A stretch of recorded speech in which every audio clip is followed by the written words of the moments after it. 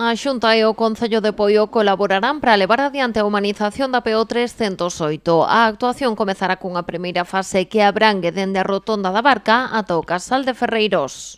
Este entronque que hai, esta saída da cidade de Pontevedra, este principio do Concello de Poio, a entrada do Salnés e a chegada de moitos coches do Salnés, no Brao que vos vou a contar, o tráfico que hai aquí, 16.000, 17.000, 20.000, haberá moitos días. É unha vía de entrada de vehículos, pero iso non quere decir, ni moito menos, que as persoas que vivides aquí, 8.000 máis ou menos, me decía o alcalde, non teñades todo o dereito do mundo, pois esa o máis humanizado posible. Neste treito reordenarase o espazo público, renovarase o firme, ampliaránse as beirarrúas e elevaránse os pasos de peóns. Tamén se crearán aparcadoiros, zonas de carga e descarga e prazas para persoas con mobilidade reducida.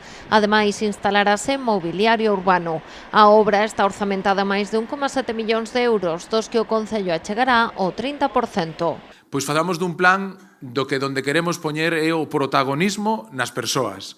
Un plan que vai a contribuir nunha demanda histórica do noso Concello como é humanizar un vial polo que aproximadamente todos os días pasan preto de 20.000 vehículos e que vai a contribuir a que as persoas poidan disfrutar con seguridade dunhas beirarúas accesibles e, sobre todo, vai a contribuir a ese desarrollo do noso Concello. O Concello encargarase tamén da súa licitación e execución. O obxectivo é que se poida iniciar en setembro tras o paso de la Vuelta Ciclista a España por este punto. As obras prolongaránse ao redor dun ano. Ademais, segundo o acordado, a estrada pasará a ser de titularidade municipal.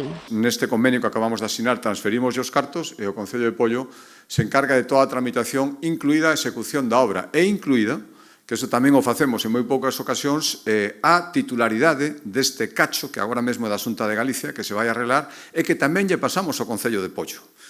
Iso quere decir que sigue sendo de todos os galegos, pero ten un administrador, que é o alcalde. Por tanto, encargámoste unha das zonas urbanas máis transitadas de Galicia. Moldés aproveitou o acto de hoxe para reclamar ao presidente da Xunta que a intervención non remate definitivamente no Casal de Ferreiros. A intención é que en futuras fases a humanización da PO 308 continúe ata a gasolineira da Costa de Albar.